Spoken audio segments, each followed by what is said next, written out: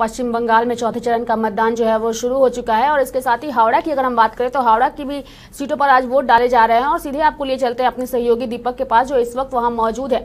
दीपक, हावड़ा की सीटों पर आज वोट डाले जा रहे हैं, क्या कुछ देख पा रहे हैं मतदान केंद्रों पर इस वक्त आप?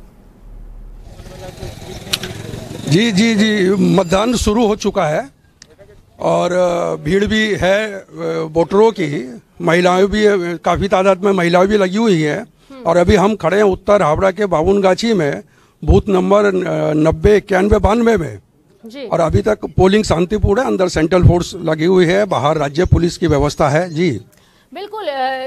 दीपक, मैं चाहूंगी कि आप वहां मौजूद जो भी मतदाता हैं, महिला मतदाता हैं, पुरुष मतदाता हैं, सभी से बात करिए और जानने की कोशिश करिए कि इस बार अगर वो लोकतंत्र के इस महापर्व में भाग ले रही है तो उनके मुद्दे क्या हैं, किन मुद्दों के आधार पर वो आज पहुंची है मतदान केंद्रों पर।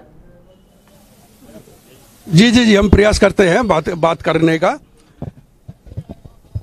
आप वोट डालने आई हैं, पर्व है, आप किस मुद्दे पे वोट डालने आई हैं?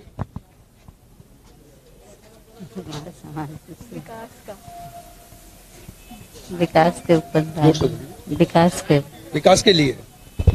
अच्छा, हम अभी एक और वोटर से, आपका पहला वोट है, तो कैसा लग रहा है इस लोकतंत्र के पर्व में आप वोट डालने आई हैं? कैसा लगेगा? अच्छा लग रहा है। अच्छा, क्या सोच रखा आपने कि किस मुद्दे पे आप वोट डालेंगे?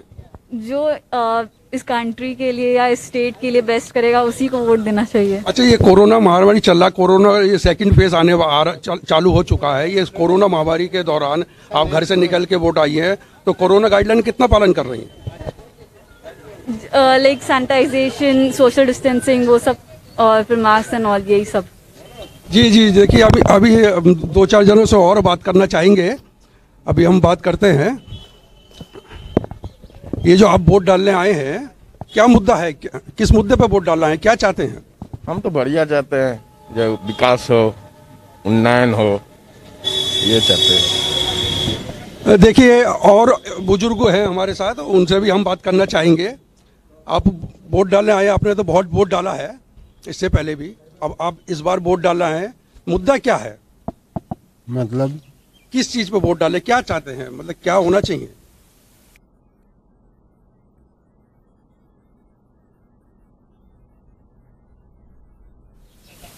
हम लोग सुखी रहे।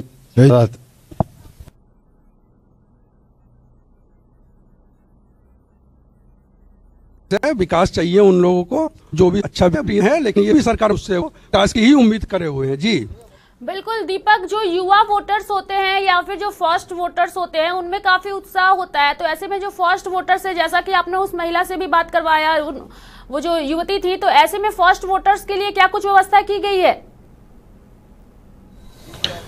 देखो, व्यवस्था वही है जैसी व्यवस्था होती है पोलिंग में। फर्स्ट वोटर के लिए लाइन, जो इनकी लेडीज लाइन अलग है, उसी लाइन के जरिए ये पोलिंग करने जा रहे हैं। और वैसे पोलिंग की व्यवस्था तो दुरुस्त है, उसमें कोई दिक्कत नहीं है। दीपक, मैं चाहूंगी कि आप मतदान केंद्र जो जहां लोग पहुंच रहे हैं वोट डालने, उनकी तस्वीरें भी साझा करें दर्शकों के साथ और बताएं कि किस तरीके से यहाँ व्यवस्था की गई है, किस तरीके से वोट डाले जा रहे हैं और सोशल डिस्टेंसिंग का कितना पालन किया जा रहा है, कोरोना गाइडलाइन का किस तरीके से जो है वो पालन किया जा रहा है, तस्वीरों के माध्यम से दर्शकों को दिखाएं। बिल्कुल, हम आपको ये दिखाने का प्रयास करेंगे कोरोना गाइडलाइन का कितना पालन करा जा रहा है। और यहाँ पर मास्क भी है, ये लोग दे रहे हैं आपको। जो मास्क और ये सैनिटाइजर लगे हुए हैं, तो किस तरीके से वितरित कर रहे हैं आप? जो लोग मास्क नहीं लेके आ रहा है उसको मास्क दे रहे हैं, और हाथ में सैनिटाइजर तो देना पड़ता है। और ये जो थर्मोस्कल। अच्छा, देखिए यहाँ पर टेम्परेचर भी नापा जा रहा है। बिल्कुल नापा जा रहा है, कहीं ना कहीं कोरोना का खौफ लोगों में है, तो ऐसे में मैं चाहूंगी कि उन कर्मियों से भी आप बात करें दीपक, और उनसे जानने की कोशिश करें कि लोकतंत्र का एक तरफ महापर्व और दूसरी तरफ कोरोना महामारी, तो क्या लोकतंत्र के महापर्व में किसी तरह का कोई डर बना हुआ है क्या कोरोना महामारी को लेकर के? जी, निश्चित रूप से बात करते हैं। देखिए, एक तरफ कोरोना है, दूसरी तरफ लोकतंत्र का ये पर्व है, वोटिंग है। ऐसे में आप लोगों की जो ड्यूटी लगी हुई है, तो इसमें कुछ आप लोगों को कुछ डर, कुछ खौफ सा रहता है? ऑप्शन क्या है? इस कोरोना महामारी के दौरान ही ये चुनाव चल रहा है, आप लोगों की ड्यूटी लगी हुई है, इसमें कोई डर है, किसी तरह का दिल के अंदर डर पैदा हुआ? डर पर नहीं है, हम तो ड्यूटी करते ही है, काम तो करते ही है, हमको डर नहीं। देखिए इनका कहना है कि काम तो काम है, अब कोरोना हो कुछ भी हो उसमें तो हम लोगों को ड्यूटी करनी है। और इसमें एक चीज देखा जा रहा है कि इसमें एक चीज देखने को मिल रहा है कि सोशल डिस्टेंसिंग का थोड़ा सा पालन नहीं हो रहा है। मास्क सब लोगों ने लगा रखा है, लेकिन सोशल डिस्टेंसिंग में थोड़ी सी कोताही बरती जा रही है, चूंकि अंदर सेंट्रल फोर्स है और बाहर राज्य पुलिस है। ये राज्य पुलिस का दायित्व बनता है सोशल डिस्टेंसिंग का पालन करवाना, लेकिन ऐसा नजर नहीं आ रहा है। जब कैमरा पड़ रहा है तो कैमरे की नजर में आते ही ये लोग बिल्कुल दीपक, और लाइव 7 का मकसद सिर्फ ये नहीं होता है कि हम खबरें प्रकाशित करें, बल्कि हमारा मकसद ये भी होता है कि हम मौजूद लोगों को जागरूक भी करें। तो ऐसे में केंद्रीय सुरक्षा बल जो है वहां तैनात है। मैं चाहूंगी कि आप उनसे ये बात करें और उनसे जानने की कोशिश करें कि वो क्यों नहीं सोशल डिस्टेंसिंग का पालन करवा पा रहे हैं। जी निश्चित रूप से हम लोग बात करने का प्रयास करेंगे कि आप लोग जो यहाँ पर हैं, आप लोग अंदर सोशल डिस्टेंसिंग का पालन करवा रहे हैं, बाहर की जिम्मेदारी है आपकी? हमारी बाहर नहीं, तो सिविल पुलिस का है। बाहर सिविल पुलिस का है। देखिए इनके सीधे तौर पर कहना है कि बाहर सिविल पुलिस का दायित्व है, हम लोगों का अंदर है, और अंदर सोशल डिस्टेंसिंग देखने को मिलेगा। अंदर सोशल डिस्टेंसिंग है और सैनिटाइजर का और ग्लव्स का भी बंदोबस्त है, लेकिन बाहर कुछ स्थिति ऐसी देखने के लिए जो राज्य पुलिस के अंतर्गत आती है। जी बिल्कुल, जब भी वोटर्स जो है वो मतदान केंद्र पर पहुंचते हैं तो कहीं न कहीं चुनाव आयोग की ओर से मतदान केंद्रों पर कुछ व्यवस्था की जाती है जागरूकता को लेकर के। तो ऐसे में इस वक्त जिस मतदान केंद्र पर आप मौजूद हैं दीपक, तो क्या वहां पर लोगों को जागरूक करने के लिए किसी तरह का कोई मैसेज डाला गया है ताकि लोग अपने लोकतंत्र के महापर्व में खुल करके भागीदारी सुनिश्चित करें? नहीं, ऐसा बूथ के अंदर तो ऐसा कुछ जागरूकता को लेकर कुछ नजर नहीं आ रहा है, और इसमें ना किसी तरह का कोई जागरूकता का कोई बोर्ड या कोई पोस्टर, कोई बैनर लगा हुआ है।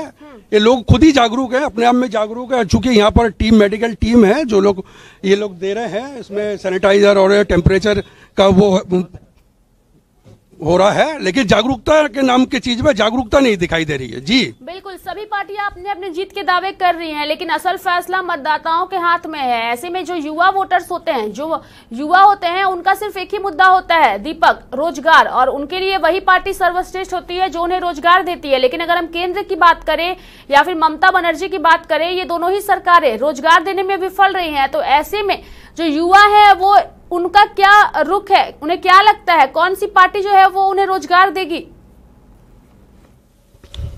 देखिए उनका सीधा कहना है कि जो भी हम तो वोट दे रहे हैं, लेकिन हमें ऐसी पार्टी चाहिए जो हमारे लिए विकास करे, रोजगार दे और अन्य विकास के काम करे। उनका पार्टी से कोई नहीं है, बोला कि वोट हम देंगे लेकिन जो भी बने सरकार उसको विकास करना चाहिए और करना होगा। और हम अभी आपको एक चीज दिखा रहे हैं, बिल्कुल हम अभी आपको एक चीज दिखा रहे हैं। एक हैंडीकैप्ड हैं तो वो पोलिंग करने आए हैं, लेकिन अंदर बिना लाइन के तो अंदर आ गए, लेकिन यहाँ भी उनको लाइन में ही लगना पड़ रहा है। उसको हम अपने कैमरामैन से कहेंगे जो कैमरा को पैन करके दिखाएं। तो इनके लिए कोई व्यवस्था अभी नहीं नजर आ रही है। हैंडीकैप्ड हैं आप, तो अभी अंदर से तो आ गए, फिर अभी यहाँ पे लाइन में लगना पड़ रहा। हाँ लाइन है तो लगना पड़ेगा ही। तो इनके लिए यहाँ पर कोई व्यवस्था ऐसी देखी नहीं जा रही है। ये भी हैं हैंडीकैप्ड है, अंदर से तो बाहर से तो अंदर आ गए, लेकिन अंदर आने के बाद इनको लाइन में लगना पड़ रहा है। बिल्कुल दीपक, बाहर कई महिलाएं हैं जो लगातार अपने मत का इस्तेमाल करने के लिए घरों से निकली हुई हैं। कहीं ना कहीं लोकतंत्र के महापर्व में हर कोई अपनी भागीदारी सुनिश्चित करना चाहता है, इसीलिए महिलाएं भी घर के सारे कामकाज छोड़ करके पहुंची हुई हैं। ऐसे में महिलाओं का जो दायित्व होता है, लगातार सरकारें महिला सशक्तिकरण की बात करती हैं और ये महिलाएं महत्वपूर्ण भूमिका भी निभाती हैं हर एक चुनाव में। तो ऐसे में घर के सारे कामकाज छोड़ करके महिलाएं आई हुई हैं। मैं चाहूंगी कि आप इनसे बात करिए और इनके उत्साह को लेकर के, इनके मुद्दों को लेकर के बात करिए। बिल्कुल निश्चित रूप से हम बात करने का प्रयास करेंगे। आप सुबह जो आई हैं घर से कामकाज छोड़कर वोट डालने के लिए, इसमें वोट को लेकर कितना उत्साह आपके अंदर?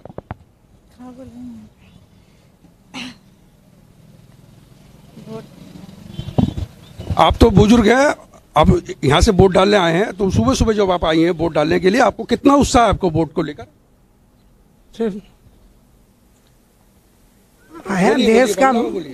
देशर भला হবে বলে আমাদেরও ভালো হবে। इनका कहना है कि देश का भी भला होगा, हमारा भी भला होगा, इसीलिए हम लोग यहाँ पोलिंग करने आए हैं सुबह। हम अभी एक आध जन से और बात करने का प्रयास करते हैं।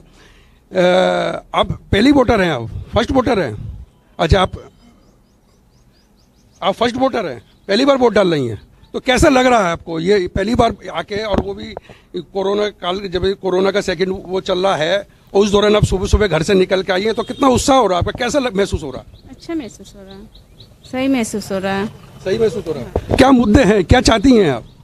सबके लिए अच्छा हो, यहाँ के लिए और सबके लिए अच्छा हो, ये चाहते। इनका भी कहना है कि सबके लिए अच्छा हो, हम लोगों का भी अच्छा हो, हम लोग इसी बारे वोट डाल रहे हैं। और बाकी देखिए, अब तो ये जब 2 मई के बाद जब मतदाता सरकार मतदान बनेगी केंद्रों पर पहुंचते हैं दीपक, तो काफी उत्साह उनमें देखा जा रहा है, लेकिन कहीं ना कहीं ये जो वोटर्स हैं जिनसे हम लगातार बात करने की कोशिश भी कर रहे हैं, लेकिन वो खुल करके अपनी बातों को नहीं रख रहे हैं। क्या वजह है, क्या वजह है कि वो अपने मुद्दों को भी खुलकर नहीं रख पा रहे हैं? देखिए, यहाँ की स्थिति ऐसी है क्योंकि लोग कहना तो चाहते हैं लेकिन खुल के नहीं कह पाते, वो बातें अपने दिल में ही रखते हैं। दीपक, ये महिला, बुजुर्ग महिला जो लोकतंत्र के इस महापर्व में भाग लेने जा रही है, मैं चाहूंगी कि आप उनके पास जरूर जाएं। लोकतंत्र की सबसे खूबसूरत तस्वीरें, और कहीं ना कहीं हमारे जो दर्शक है उन्हें जागरूक करने के लिए बेहद ही महत्वपूर्ण है। लोकतंत्र के इस महापर्व में भाग लेने पहुंची है ये बुजुर्ग महिला, और लोकतंत्र की खूबसूरती ही इसमें बढ़ जाती है। इन तस्वीरों को देख करके हम समझ सकते हैं। दीपक, मैं चाहूंगी कि उन बुजुर्ग महिला से भी एक बार आप जरूर बात करें। निश्चित रूप से देखिए, बाहर से राज्य पुलिस इनको अंदर तक लेके आई और अंदर सेंट्रल पुलिस इनको लेके आई है। और इनका पहले ही, माता जी वोट डालने आई हैं, कौन सा नंबर का वोट है ये? 90 साल की। कैसा लग रहा है आपको? ठीक लग रहा है, बढ़िया लग रहा है। क्या चाहती हैं आप, किस मुद्दों को लेकर यहाँ तक पहुंची हैं? हम क्या अपना इंडिया में वोट हम दे दें। हाँ, क्या चाहती हैं, क्या होना चाहिए जब सरकार बने, क्या चाहिए आपको? सरकार जो बनने दे वो ही बनेगी। ये आप 90 में नंबर का वोट डाल लेंगे? हाँ। देखिए, ये सरकार जो भी दे इनको स्वीकार है, और ये उत्साह था उनको। और तो कहीं ना कहीं इन तस्वीरों के माध्यम से जो हमारे पश्चिम बंगाल की जनता है या फिर जो हमारे दर्शक है, उन्हें हम यही बताने की कोशिश कर रहे हैं कि लोकतंत्र के इस महापर्व में आप जरूर भाग लें। कहीं ना कहीं ये तस्वीरें ऐसे युवाओं को जागरूक करने के लिए बेहद महत्वपूर्ण हो जाती है। जो युवा वोटिंग को लेकर के जो है वो जागरूक नहीं दिखते हैं और घरों से नहीं निकलते हैं, तो उन युवाओं के लिए बेसिकली ये तस्वीरें थी जो अभी तुरंत अपने घरों से निकले और मताधिकार का इस्तेमाल करें और समझे कि लोकतंत्र में किस तरीके से उनकी भागीदारी जो है वो सुनिश्चित हो सकती है। तो बेहद ही महत्वपूर्ण तस्वीरें हैं ये। तो हम कह सकते हैं कि लोकतंत्र के इस महापर्व में बढ़ चढ़ करके लोग हिस्सेदारी कर रहे हैं, और न केवल हिस्सेदारी कर रहे हैं बल्कि उत्साह भी काफी देखा जा रहा है। दीपक, निश्चित रूप से ये एक सीख लेने वाली तस्वीर थी कि जो युवा वोटर हैं, और जबकि एक नारा चला था पहले मतदान फिर जलपान, तो ये सीख लेने वाली एक तस्वीर थी इस महिला बुजुर्ग को लेकर कि उन्होंने वोट डाला है सुबह सुबह आके, लेकिन युवाओं की जो भागीदारी है वो इस टाइम सुबह सुबह कुछ कम देखने को मिल रही है। दीपक, लेकिन इसके साथ ही दीपक, जो यहाँ पे कई मतदाता ऐसे हैं जो बुजुर्ग हैं, तो ऐसे में पहले भी इन्होंने यहाँ पे वोट जो है उन्होंने किया है। तो ऐसे में अगर हम पहले के चुनाव और इस चुनाव के बीच के अंतर की बात करें, तो ऐसे में जो अंतर है वो क्या महसूस करते हैं जो वोटर्स पहुंचे हुए हैं, जिन्होंने पहले भी मतदान किया है? जी देखिए, हमारी सुबह भी 2-4 जो पुराने वोटर है, बुजुर्ग वोटर है, उनसे बात हुई थी सुबह। तो उनका कहना है कि देखिए, मतदान तो हम शुरू से करते आ रहे हैं, मतदान पहले जैसे करते थे मतदान वैसे ही कर रहे हैं, लेकिन अंतर बहुत कुछ है। पहले जो जिस मुद्दे पे कोई भी सरकार होती या कोई भी पार्टियां होती थी, उनका स्टैंड एक होता था, वो एक ही मुद्दे पर लड़ते थे, चाहे वो विकास हो, चाहे रोजगार की बातें हो। लेकिन इस बार वादे और कुछ है, और वादे सपनों में ही रह जाते हैं, और जो वो लोग वादे करते हैं जिसके लिए हमसे वोट लेते हैं, लेकिन वो वादे बाद में जाके वो हवाई साबित होते हैं। जी बिल्कुल दीपक, मैं चाहूंगी कि जो ये मतदाता हैं, जो पुरुष मतदाता इस वक्त तस्वीरों में दर्शक हमारे देख पा रहे हैं, उनसे आप जानने की कोशिश करिए कि पहले के चुनाव और अब के चुनाव में कितना अंतर उन्हें महसूस होता है। बिल्कुल, निश्चित रूप से हम ये पूछना चाहेंगे। अभी हम हैं, आपने पहले भी वोट डाला था? पहले के वोट में और अब के वोट में क्या अंतर है? कुछ अंतर नहीं, आज सुरक्षा बल ज्यादा है। पहले तो इस जगह पे पहले के वोट में और अब के वोट में क्या अंतर है? पहले जो आप लोग मतदान करते थे, अब मतदान कर रहे हैं, क्या फर्क देखने को मिलता है? फर्क है, क्या CRPF जाते हैं, वोट अच्छे हो रहे, सोच के बल रहे, बवाल फवाल नहीं हो रहा, उसको सही है। अच्छा, पिछले मुकाबले की इस बार देखिए, इनका कहना है कि पहले के मुकाबले इस बार बवाल कम है। जैसे पहले बवाल होता था, झगड़े होते थे, मारपीट होती थी, लेकिन उसके तुलना में अब वो मारपीट नहीं है। बेखौफ होकर ये लोग बाहर निकल के आ रहे हैं। हम इस संबंध में हम 2-4 महिला से भी बात करना चाहेंगे सुरक्षा को लेकर, कि उनको पहले जैसे पहले क्या और अब में कि डर का माहौल कैसा है, डर है या नहीं है, हम बात करना चाहते हैं। कि आप जो वोट डालने आई हैं, पहले ही वोट डाला होगा आपने, तो कैसा कोई भय है, कोई डर है पहले की तुलना में, आपके तुलना में? नहीं, डर तो नहीं है, डर नहीं है। देखिए, इनका कहना है कि डर नहीं है पहले की तुलना में। अभी हम एक और वोटर से बात करते हैं, जो पहले वोट डाला था, पहले जो वोट डाला था और इस बार जो वोट डालने आ रहे हैं, उसमें कितना अंतर है? डर है, कोई भय है? न, डर नहीं है। डर नहीं है।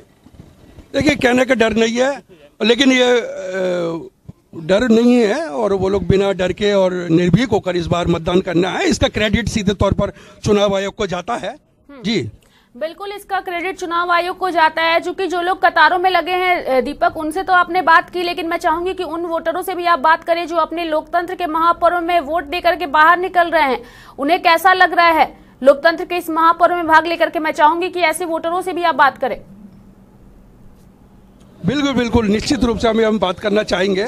जो वोट डाल के आई हैं, तो उनसे हम पूछना चाहेंगे कि ये कैसा लगा। तो अभी हम पूछते हैं, आपने वोट डाल दिया? देखें कैसा लगा वोट डाल के? अच्छा लगा, पहली बार था, सो पता नहीं था पहले कि क्या करना है, फिर जाकर के उन्होंने बताया, देन उस हिसाब से मैंने किया। इनका पहली बार वोट था, इनको पता नहीं था, लेकिन अंदर जाके इनको बताया गया किस तरीके से वोट डालना है, नहीं डालना है। उसके बाद इन्होंने वोट डाला है।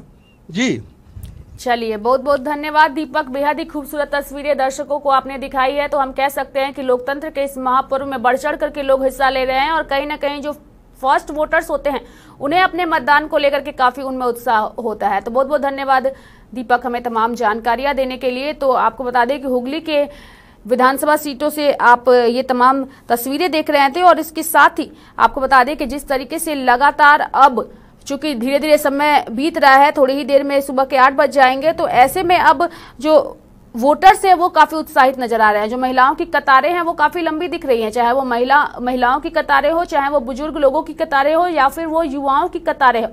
तो इसके साथ ही लोकतंत्र के इस महापर्व में हर कोई अपनी भागीदारी सुनिश्चित करना चाहता है। और इसके साथ ही कुछ तस्वीरें हमने बुजुर्ग महिला मतदाताओं की भी दिखाई जो 90 साल की थी और उन्होंने भी लोकतंत्र के इस महापर्व में हिस्सा लिया है। तो कहीं ना कहीं ऐसी तस्वीरें बेहद ही खूबसूरत तो होती ही हैं, साथ ही वैसे युवाओं को जागरूक करने के लिए भी होती हैं जो अपने लोकतंत्र के इस महापर्व में हिस्सा नहीं लेते हैं, भागीदारी नहीं लेते हैं। तो कहीं ना कहीं उन्हें जागरूक करने के लिए, उन्हें एक मैसेज देने के लिए ये तस्वीरें बेहद अहम हो जाती हैं। तो चौथे चरण का चुनाव जो है वो जारी है, सुरक्षा व्यवस्था के बीच जारी है और कहीं ना कहीं हम कह सकते हैं कि बेहद महत्वपूर्ण इसलिए भी ये चुनाव है क्योंकि कई दिग्गज नेता जो हैं वो चुनावी मैदान में हैं और आज उनके भाग्य का फैसला जो है वो ईवीएम में कैद होने वाला है। 7 मंत्रियों की किस्मत का फैसला होने वाला है। आज बंगाल चुनाव में आज 7 मंत्री जो है वो चुनावी मैदान में हैं और कहीं ना कहीं उनकी प्रतिष्ठा भी आज दांव पर लगी हुई है। इन 7 मंत्रियों की अगर बात करें तो उनमें पार्थ चटर्जी, अरूप विश्वास, जावेद अहमद खान, गियासुद्दीन मौला, अरूप रॉय, डॉक्टर निर्मल माझी, तपन दास गुप्ता और इसके साथ ही बीजेपी के सांसद विधानसभा चुनाव लड़ रहे हैं। तो कहीं ना कहीं बाबुल सुप्रियो जो कि सांसद है बीजेपी की, इनके भी सांसद थे, चूंकि अब वो विधानसभा चुनाव लड़ रहे हैं तो इनकी भी प्रतिष्ठा जो है वो दांव पर लगी हुई है। बीजेपी ने इन्हें चुनावी मैदान में उतारा है तो कहीं ना कहीं इनकी ऊपर भी जिम्मेदारी काफी है अपनी साख को बचाने के लिए, बीजेपी की साख को बचाने के लिए। लॉकेट चटर्जी, निशित प्रामाणिक, ये सभी दिग्गज नेता चुनावी मैदान में हैं और इसके साथ ही बेहद महत्वपूर्ण ये भी है कि ममता बनर्जी के 7 मंत्री आज चुनावी मैदान में हैं और इनके भाग्य का फैसला जो है वो आज होने वाला है। तो पश्चिम बंगाल में चौथे चरण का जो चुनाव हो रहा है बेहद महत्वपूर्ण है और इसलिए भी महत्वपूर्ण है क्योंकि कहीं ना कहीं दिग्गजों की प्रतिष्ठा आज दांव पर लगी हुई है। जिन सीटों पर आज वोट डाले जा रहे हैं, लगातार बीजेपी के या फिर टीएमसी के लगातार नेता इन सीटों पर प्रचार करते रहे हैं, अपने उम्मीदवारों के लिए वोट की अपील करते रहे हैं और आज चूंकि वक्त आ चुका है वोट डालने का मतदाताओं के हाथ में अंतिम फैसला, और ये अंतिम फैसला कैद होगा ईवीएम में और इसके साथ ही 2 मई को नतीजे आएंगे। तो कह सकते हैं कि बंगाल में चौथे चरण के मतदान में हुगली के 10 सीटों के लिए भी वोट डाले जा रहे हैं। हुगली जिले के जंगीपाड़ा विधानसभा सीट के बूथ संख्या 88 पर आज पुनर्मतदान भी हो रहा है, जहां गड़बड़ी की शिकायत पर तीसरे चरण में हुए मतदान को रद्द कर दिया गया था और यहां पुनः मतदान कराया जा रहा है। तो हुगली के जिन 10 सीटों के लिए आज वोट डाले जा रहे हैं वो सीटें हैं सिंगुर, चंडीतल्ला, सप्तग्राम और इसके साथ ही पांडुआ, बालागढ़, और इसके साथ ही आपको बता दें कि कई महत्वपूर्ण सीटें हैं श्रीरामपुर, उत्तरपाड़ा और चांपदानी। ये महत्वपूर्ण सीटें हैं जहां पर वोट डाले जा रहे हैं और कहीं ना कहीं ये सीटें इसलिए भी महत्वपूर्ण है क्योंकि यहाँ मुकाबला काफी दिलचस्प है। और इसके साथ ही हुगली की ये तस्वीरें आपको दिखा रहे हैं जहां इस वक्त पुनः मतदान जो है वो कराया जा रहा है। कहीं ना कहीं तीसरे चरण में इस सीट पर वोट डाले गए थे, लेकिन कुछ समस्याओं की वजह से इस सीट पर पुनर्मतदान कराया जा रहा है।